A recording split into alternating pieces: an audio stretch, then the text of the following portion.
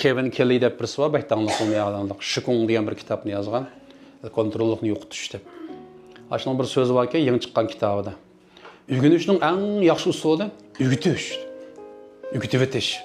Çünkü ügендiniz anlaysız, görürsüz, yoki his qilasiz.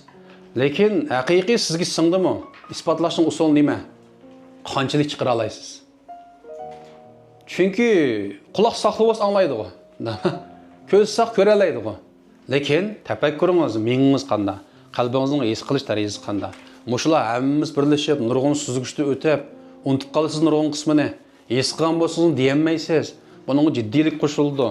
Ifodalash iqtidoringiz qo'shildi, nutq mahorat qo'shildi. Mush narsalar hammamiz tasqilib eng oxiri shunda tushungandek bir soat ichida chiqib deb baq desa, 5 minutni deyolmaymiz.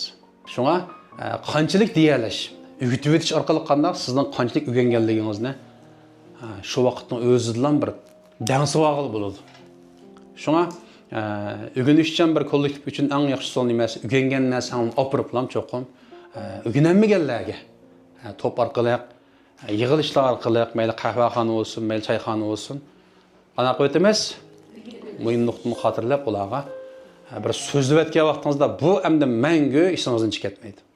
Qanday usul desam, qoyil qilarlik deyman deb bak kuchaysiz. Demak, energiya xo'rab kuchagandan keyin kuchagan narsani menga bak muhim biladi, muhim o'xshaydi deb qaraydi, muhim o'ringa saqlaydi. Shuning bilan bu narsa haqiqiy sizning bo'lib ketadi.